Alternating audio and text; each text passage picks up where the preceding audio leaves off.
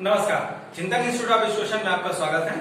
आइए मैं आपको सबसे पहले बता दूं कि आज मैं यह जो वीडियो तैयार किया हूं वह वीडियो नेट फर्स्ट पेपर की जो तैयारी करने वाले विद्यार्थी हैं उनके लिए है। आप जानते हैं नेट फर्स्ट पेपर में एक यूनिट डेटा इंटरप्रिटेशन का है। मैं इससे संबंधित पिछले 2 दिनों में 2 वीडियोस बना चुका हूं। मुझे आशा है कि आप लोग उसे देखे भी होंगे।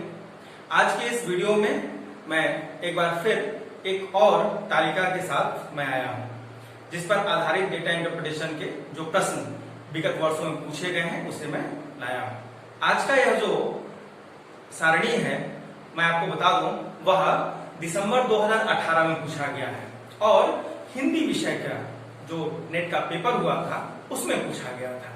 ठीक है, तो मैं इस वीडियो के इस तालिका के माध्यम से यह भी बताना चाहूंगा ऐसे विद्यार्थी जो साहित्य से रिलेटेड हैं, उनका मैथ कमजोर होता है, तो आप यह ध्यान दें कि अब जब से कंप्यूटराइज्ड परीक्षा होने लगा है, एनटीए जब से परीक्षा लेने लगा है, कंप्यूटर के माध्यम से परीक्षा होने लगा है, तब से हर विषय के जो विद्यार्थी हैं उनके लिए अलग अलग स्तर का फर्स्ट पेपर तैयार किया जा रहा है। बहुत ही कम प्रश्न ऐसे हैं जो सारे आप देखेंगे 3 दिन में हो रहा है, डेली सुबह शाम इवनिंग मॉर्निंग में 2-2 शिफ्ट में डेली हो रहा है। अब 5-6 पेपर बन रहे हैं और आप देखेंगे कि सब में जो प्रश्न हैं वह कॉमन बहुत ही कम मिलेंगे आपको। आप दूसरे शब्दों मैं दूसरे शब्दों में यह कह सकता हूं कि हर पेपर में अलग अलग प्रश्न, अलग अलग स्तर के प्रश्नों को अब रखा जा रहा है। तो ऐसे विद्यार्थी जो साहित्य से हैं या ऐसे विषयों से पढ़ रहे हैं जिसमें मैथ की कम आवश्यकता होती है, तो ऐसे विद्यार्थियों के विषय में फर्स्ट पेपर को बनाते समय मुझे ऐसा लग रहा है कि उनके लेवल का ही प्रश्न बनाया जा रहा है, उनसे बहुत अधिक कठिन प्रश्न नहीं पूछा जा रहा है। तो यह जो उदाहरण मैं आज लेकर आया हूं, इसी चीज को बताने के लिए लेकर आया हूं। हिंदी विषय में पूछा गया यह प्रश्न है और बहुत ही आसान है।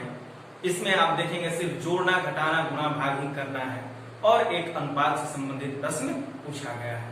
तो घबराने की आवश्यकता नहीं है, ध्यान से मेरे वीडियो को देखिए। मैं पहले भी बता चुका हूं, कुछ छोटे छोटे कॉन्सेप्ट्स हैं उनको आप जान लीजिए। इस सारणी के माध्यम से मैं यह भी बता रहा हूं कि जोड़ना, घटाना, गुणा, भाग अगर इसमें भी आप स्लो हैं, मैं ये तो नहीं कह सकता वो नहीं आता, तो आता ही होगा, लेकिन उसको सॉल्व करने की जो गति है वह धीमी होगी। तो अधिक से अधिक अभ्यास करके आप जोड़ने, घटाने, गुणा और भाग करने की जो प्रोसेस है, जो क्रिया है, उसे आप तेज कर लें। आप जानते होंगे आपको 1 मिनट का समय हर प्रश्न पर मिल रहा है, तो 1 मिनट के अंदर उस प्रश्न को कर लेने के लिए कैलकुलेशन आपको तेजी से करना होगा। तो तेजी से कैलकुलेशन करने के लिए आप अधिक से अधिक प्रयास करें, छोटे छोटे प्रश्नों पर ही प्रयास करें। बहुत कठिन आपसे नहीं पूछा जा रहा है, बहुत कठिन के पीछे मत पड़िए, नहीं तो आसान जो आपसे पूछा जा रहा है आप उसे भी नहीं सीख पाएंगे। कमी यहीं पर है कि आपसे जो चीज पूछा जा रहा है, जिस स्तर का पूछा जा रहा है, आप उस पर ध्यान ही नहीं दे रहे हैं।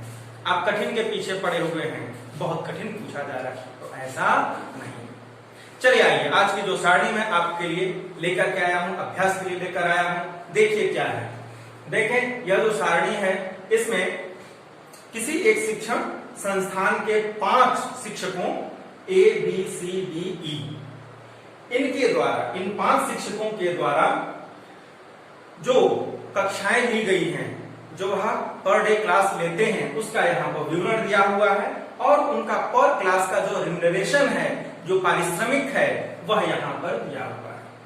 तो आप देखें, ये जो भी शिक्षक हैं, ये इनके द्वारा ली गई जो दैनिक कक्षाओं की संख्या है, आप देखेंगे सोम, मंगल, बुध, सोम, मंगल और बुध को A 2 कक्षाएं लेते हैं, B 3 कक्षाएं, C 1 कक्षा, D द्वारा 2 कक्षा और अध्यापक E जो है उनके द्वारा सोम, मंगल, बुध को 3-3 कक्षाएं ली जाती हैं। ठीक ऐसे ही गुरु और शुक्रवार का भी यहाँ पर दिया हुआ है। A द्वारा कोई कक्षा नहीं ली जाती है, कोई क्लास वो नहीं लेते हैं। B, अब यहाँ देखिए यह खाली स्थान है। आगे जो प्रश्न पूछा गया है उसमें यह पूछा जा सकता है, पूछा गया है कि यहाँ पर टीचर, ये जो शिक्षक भी हैं, इनके द्वारा यहाँ कितनी कक्षाएं ली जाती हैं, इसलिए इसको यहाँ पर खाली रखा गया है। फिर अध्यापक जो सी हैं इनके द्वारा देखिए गुरुवार और शुक्रवार को 3-3 कक्षाएं ली जाती हैं। डी द्वारा इन दिनों में 2-2 कक्षाएं और ई द्वारा 1-1 कक्षाएं। और इनके द्वारा ली जाने वाली हर कक्षा के लिए जो पारिश्रमिक दिया जाता है वह देखिए ए को हर कक्षा के लिए 5000, बी को हर कक्षा के लिए 8000, सी को हर कक्षा के लिए 6000, डी को हर कक्षा के लिए 4000 और ई को हर कक्षा के लिए 3000 पर क्लास का यह उनका जो पारिश्रमिक है यह दिया हुआ है। इसके आधार पर आपसे 5 प्रश्न पूछे गए थे उस साल और देखिए वो कौन कौन से प्रश्न थे और उसको कैसे सॉल्व करेंगे। तो ये पहला प्रश्न है, एक सप्ताह में शिक्षक ई द्वारा अर्जित कुल पारिश्रमिक। आपसे सीधा सा प्रश्न पूछा गया है, ये जो शिक्षक ई हैं इन्होंने एक सप्ताह में कुल कितना धन अर्जित किया। यहाँ पर मैं आप लोगों को यह बता दूं कि जो 2 दिन शेष बच रहे हैं शनिवार और रविवार वो अवकाश के दिन है, उस दिन शिक्षण संस्था बंद रहती है। ठीक है, तो एक सप्ताह में 5 दिन शिक्षण संस्था खुल रही है और उस 5 दिनों में शिक्षक ई द्वारा कुल कितनी कक्षाएं ली गई, सबसे पहले आपको यह निकालना होगा और फिर आपको यह देखना होगा कि हर कक्षा के हिसाब से उनको एक सप्ताह में कुल कितना पारिश्रमिक मिला। यही प्रश्न है, बहुत ही आसान प्रश्न है कि एक सप्ताह में शिक्षक ई द्वारा अर्जित कुल पारिश्रमिक कितना है। तो सबसे पहले हम यह ज्ञात करते हैं कि शिक्षक ई ने कुल कितनी कक्षाएं ली। तो देखिए कैसे हम देखेंगे, यहाँ देखिए सोम मंगल बुध इन तीनों दिन वो 3-3 कक्षाएं डेली लेते हैं। इसका मतलब क्या हुआ, सोमवार को जो हमारा मंडे है, मंडे को 3 क्लास, ट्यूसडे को 3 क्लास, वेडनेसडे को 3 क्लास और फिर गुरुवार और शुक्रवार को कितने लेते हैं, 1-1, यानी कि जो हमारा थर्सडे हो जाएगा उस दिन 1 और फ्राइडे को 1। तो टोटल कितनी कक्षाएं हो गई, जोड़ दीजिए, 3 3 6 3 9 10 11, टोटल कक्षाओं की संख्या 11 हो गई। शिक्षक ई द्वारा कुल 11 कक्षाएं ली गई है। तो उनको कितना पारिश्रमिक मिलेगा, एक कक्षा के लिए 3000, तो 11 कक्षा के लिए गुणा कर दीजिए भाई, एक कक्षा का 3000 तो 11 कक्षा का 3000 गुणे 11 बराबर कितना आ जाएगा, 35000। ठीक है, ये आ जाएगा आंसर। अब आपको ऑप्शन में 33000 चूज करना है। देखें ऑप्शन में पहला ऑप्शन दिया 12000, दूसरा 9000, तीसरा है 23000 और चौथा है 33000। तो कौन सा आंसर सही है, डी वाला ऑप्शन, चौथा ऑप्शन सही है। तो इस प्रकार से आप देखेंगे बहुत ही आसान है। हमको क्या करना था, कुछ नहीं करना था, सिर्फ हमें पहचानना था कि उन्होंने कुल कितनी कक्षाएं ली और जितनी कक्षाएं ली उसका 3000 से गुणा करके हमको निकालना था। चलिए अब हम लोग देखते हैं। चलिए दूसरा प्रश्न है हमारा, एक सप्ताह में शिक्षक बी ने 72,000 रुपए अर्जित किए। देखिए प्रश्न को जब भी पढ़ें तो उसमें जहां जहां कॉमा या फुल स्टॉप हो वहां तक को पढ़ करके समझने का हमें प्रयास करना चाहिए। तो देखिए क्या करें कि एक सप्ताह में शिक्षक बी ने 72,000 रुपए 72,000 रुपीज को क्या किए, वह गेन करते हैं। ठीक है, तो देखें शिक्षक ये है बी, एक सप्ताह यानी कि 5 दिन सोमवार से लेकर शुक्रवार तक वह पढ़ाते हैं, कुछ कक्षाएं ली होंगी उन्होंने। ठीक है, पर क्लास का कितना मिल रहा है, देखिए डेटा में यहाँ पर सारणी में दिया हुआ, एक क्लास का उनको 8000 मिल रहा है। ठीक है, एक क्लास का 8000 मिल रहा है और कह रहा है कि प्रश्न में यह पूछा जा रहा है, कहा जा रहा है कि एक सप्ताह में शिक्षक बी ने 72,000 रुपए अर्जित किए। तो हम केवल इतने से अगर डेटा को देखें, टोटल उन्होंने 72,000 रुपए अर्जित किया, एक क्लास का 8000 है, तो हम इससे यह निकाल सकते हैं कि उन्होंने कुल कितना कक्षा लिया। ठीक है, वैसे भी आप देखें यहां पर इन्होंने सोम मंगल बुध को हर दिन कितनी कितनी कक्षाएं ली, 3 सोमवार को, 3 मंगलवार को और 3 बुधवार को, कुल कितनी हो जाएंगी इनकी। बी द्वारा आप देखेंगे कुल कितनी कक्षाएं हैं, 3 गुणे 3 3 3 3 कितने हो जाएंगे, 3 यहाँ पर, 3 यहाँ पर, 3 यहाँ पर, टोटल 9। टोटल जो उन्होंने कक्षाएं ली वह कितनी ली, 9 कक्षाएं उन्होंने ली हैं। ठीक है, तो देखें 9 कक्षाएं इन 3 दिनों में और पारिश्रमिक कितना है 8000, तो कुल कितना हो जाएगा 9 गुणे 8000 बराबर 72,000। तो सोम मंगल बुध में हर दिन उन्होंने 3-3 कक्षाएं ली और पारिश्रमिक है 8000, तो 9 कक्षाओं का कितना हो जाएगा 72,000। और प्रश्न में कहा जा रहा है कि उन्होंने एक सप्ताह में 72,000 रुपए अर्जित किया। तो बताइए गुरुवार और शुक्रवार को इनके द्वारा कितने घंटे कक्षाएं ली गई। देखिए सोम मंगल बुध में ही 9 कक्षाएं और 9 कक्षाओं का इनका पारिश्रमिक 72,000 हो गया। इसका मतलब क्या है कि यहाँ पर इन्होंने कोई कक्षा नहीं लिया। अगर एक भी क्लास लिए होते तो 9 से 10 हो जाता, सॉरी अगर एक भी लिए होते हर रोज तो 2 यहाँ पर बढ़ जाता, तो कितना जाता है 11, तो उनका पारिश्रमिक कितना होता है 11 गुणे 8 बराबर 88,000। जबकि यहाँ बताया जा रहा है वो एक सप्ताह में 72,000 रुपए ही अर्जित किए। तो हम क्या है वह इन 3 दिनों में ही अर्जित कर लिए हैं। यहाँ पर उन्होंने कोई कक्षा नहीं लिया है। तो प्रश्न आपसे पूछा गया कि गुरुवार और शुक्रवार को इनके द्वारा कितनी घंटे कक्षाएं ली गई, तो कितने घंटा कक्षाएं ली गई 0 घंटा। पहला ऑप्शन कोई भी क्लास वह नहीं लिए है। ठीक है, तो इसमें बस यही पहचानना था। बहुत ही आसान प्रश्न था यह। इसमें आप सिर्फ अगर इस डेटा को ही देखेंगे तो आपको समझ में आ जाएगा कि इन 3 दिनों में ही उन्होंने 9 कक्षाएं ली और 9 कक्षाओं का उनका जो पारिश्रमिक है 72,000 हो गया और सप्ताह में उन्होंने 72,000 अर्जित किया। तात्पर्य क्या है कि गुरुवार और शुक्रवार को उन्होंने कोई भी क्लास नहीं लिया, एक भी घंटे वह क्लास इन दोनों दिनों में नहीं लिए। तो उत्तर क्या हो जाएगा हमारा पहला 0 घंटा। आइए अब हम चलते हैं अगले प्रश्न पर। देखें तीसरा प्रश्न है, कह रहा है शिक्षक ए और डी द्वारा कुल साप्ताहिक अर्जित आय का अनुपात है।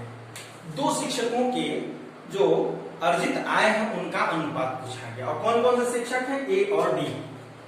ए और डी ने एक सप्ताह में कितना अर्जित किया है आय, कितना वह यहाँ पर धन कमाए हैं, उसका अनुपात हमें बताना है।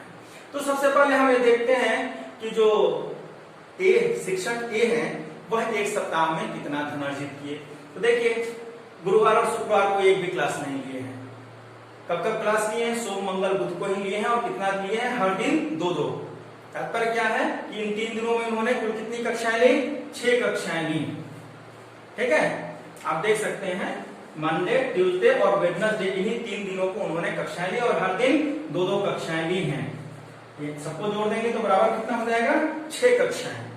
तो अध्यापक ये जो है वह इन 3 दिनों में कुल 6 कक्षाएं उन्होंने लिया और हर कक्षा के लिए कितना मिला 5,000 गुना कर दीजिए 5,000 से, तो कितना हो जाएगा 6×5 30,000।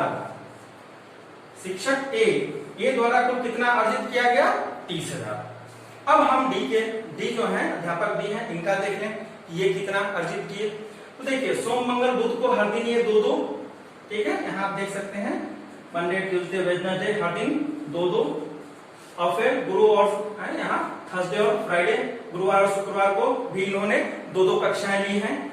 यानी कि ये हो जाएगा थर्सडे और फ्राइडे सब दिन ये 2-2 कक्षाएं ली हैं। इसका मतलब 2, 2, 4, 2, 6, 2, 8, 2, 10 सबको हमने जब जोड़ दिया तो टोटल कितनी कक्षाएं हो गई 10 कक्षाएं। पर कक्षा का इनको कितना मिला है, हर क्लास का इनको 4,000 रुपए मिला है। तो 4,000 से गुना कर दीजिए तो कितना हो जाएगा 10 40,000। कितना हो गया 40,000। ए ने एक सप्ताह में 30,000 अर्जित किया और डी ने एक सप्ताह में 40,000। अब हमको क्या करना है, अनुपात ए और डी का पूछा जा रहा है। तो कैसे निकालेंगे, देखिए ए द्वारा अर्जित 30,000 अनुपाते डी द्वारा अर्जित 40,000, ये हो गया। अब आप इसको काट देंगे तो ये 4 शून्य दोनों तरफ से कट जाएगा और 3:4 आ गया। कितना आ गया 3:4। तो देखिए यहाँ पर जो आंसर है पहला है 5:6, दूसरा 5:4, तीसरा 3:4 और चौथा क्या है 5:8 ये है।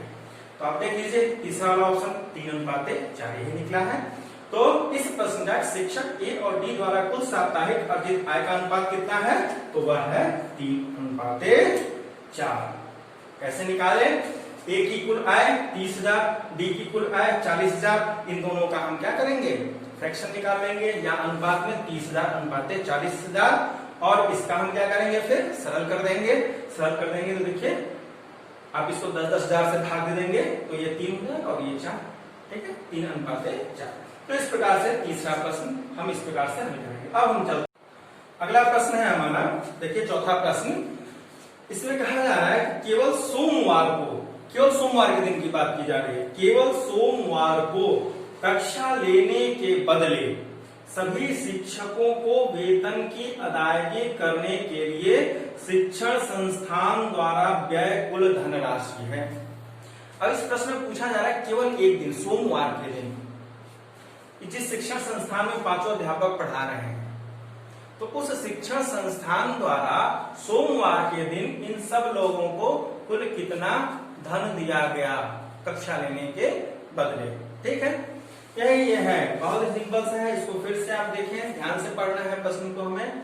केवल सोमवार को कक्षा लेने के बदले, केवल सोमवार, तो देखिए ए द्वारा सोमवार को 2 कक्षा ली गई, बी द्वारा 3 कक्षा, सी द्वारा 1, डी द्वारा 2 और अध्यापक की द्वारा 3 कक्षाएं सोमवार को ली गई। तो सोमवार को कक्षा लेने के बदले सभी शिक्षकों को वेतन की अदायगी करने के लिए, अब इन्होंने इतनी कक्षाएं ली सबने एक दिन में, तो इसके बदले संस्था ने उनको कितना पेमेंट किया, यही हमको ज्ञात करना है, ठीक है। कुल धनराशि कितना उन्होंने व्यय किया, सभी शिक्षकों को कितना दिया सोमवार को, यह हमें ज्ञात करना है। तो हम कैसे ज्ञात करेंगे, देखिए ए द्वारा कितनी कक्षाएं ली गई, 2 लिख लेते हैं, बी द्वारा 3, सी द्वारा 1, डी द्वारा 2 और ई द्वारा 3 कक्षाएं ली गई। और इन सब कक्षाओं के लिए पैसा देखिए, ए को 5,000, 2 गुणे 5,000 बराबर ए को मिला 10,000।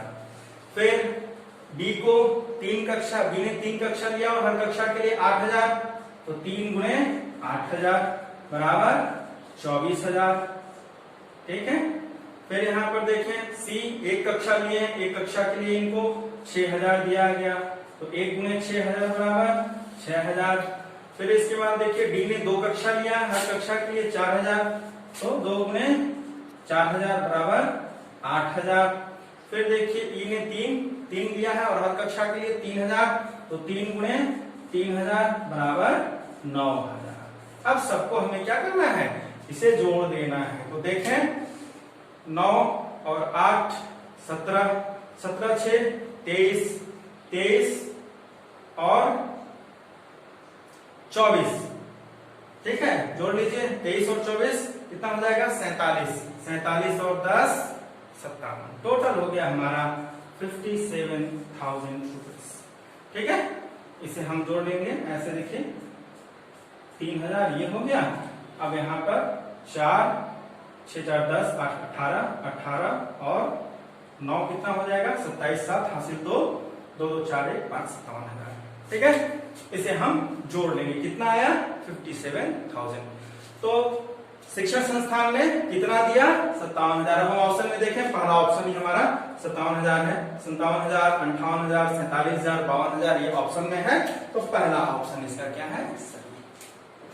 अब आते हैं हम अंतिम प्रश्न पर। अंतिम प्रश्न आपसे पूछ रहा है कि मान लीजिए कि एक माह में 4 सप्ताह है, एक माह में 4 सप्ताह है, तो एक माह में शिक्षक डी की अर्जित आय होगी।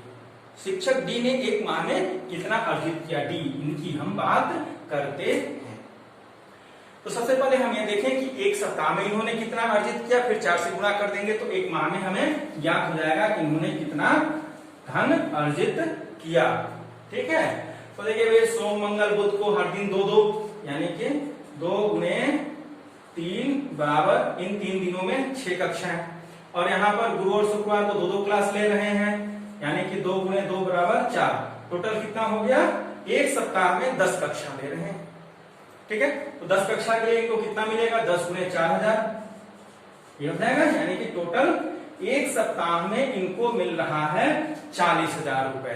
तो 4 सप्ताह में कितना मिलेगा 40,000 गुणे 4 बराबर 1,60,000 रुपए। कितना मिल रहा है 1,60,000 रुपए इनको मिल रहा है। अब हम ऑप्शन में देख लेते हैं, ऑप्शन में हम देख लेंगे कि यह किस ऑप्शन पर है। देखिए पहला ही ऑप्शन हमारा 1,60,000 है। इस प्रश्न में हमको सिंपल बहुत ही आसान पूछा हुआ है, कोई कठिन नहीं है। सीधा से कहा गया कि अध्यापक बी ने एक माह में कुल कितना धन कमाया, और प्रश्न ये कह रहा है कि मान लेते हैं कि एक माह में 4 सप्ताह होते हैं, ठीक है, कंडीशन दे रखा है।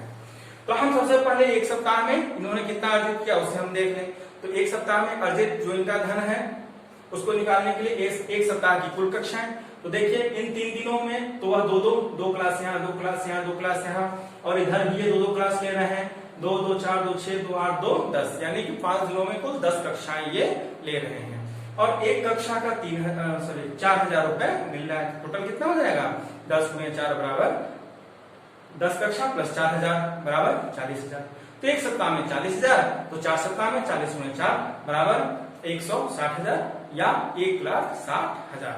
तो इस प्रकार से ये आप लोग इस यह जो दिसंबर 2018 में सारणी पूछी गई थी, हिंदी विषय में पूछा गया था, उसे मैं उदाहरण के रूप में आप लोगों के सामने रखा, और मैं इसके माध्यम से स्टार्टिंग में ही बोला था, मैं यह बताने का प्रयास कर रहा हूं कि आप लोगों से बहुत कठिन प्रश्न नहीं पूछा जा रहा है, इसलिए घबराने की आवश्यकता नहीं है।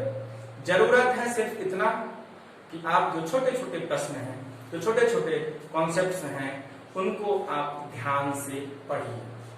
हमारे अन्य जो वीडियोस हैं उनका लिंक डिस्क्रिप्शन बॉक्स में दिया रहता है, आप वहां से जा करके देख सकते हैं। और यदि आप अभी तक हमारे चैनल को सब्सक्राइब नहीं किए हैं तो सब्सक्राइब कर लें, ताकि आने वाले जितने भी हमारे वीडियोस हैं वह आप तक पहुंचती रहें। और इसके साथ ही साथ आप हमारे वीडियोस को यदि अच्छा लगे तो उसे लाइक करिए और अधिक से अधिक शेयर करें, ताकि हमारा यह जो प्रयास है वह हिंदी मीडियम के जितने भी बच्चे हैं या ऐसे विद्यार्थी जो नेट की तैयारी कर रहे हैं और मैथ में कमजोर हैं उन तक इसे पहुंचाइए। मेरा प्रयास रहता है कि छोटे छोटे कॉन्सेप्ट के माध्यम से आसानी से आप कैसे इसको सीख सकेंगे, उसका मैं प्रयास करता हूं। इस प्रकार से सिखाने का मैं प्रयास करता हूं। तो हमारे इस वीडियो को यदि अच्छा लगे तो उसको अधिक से अधिक शेयर करें। धन्यवाद।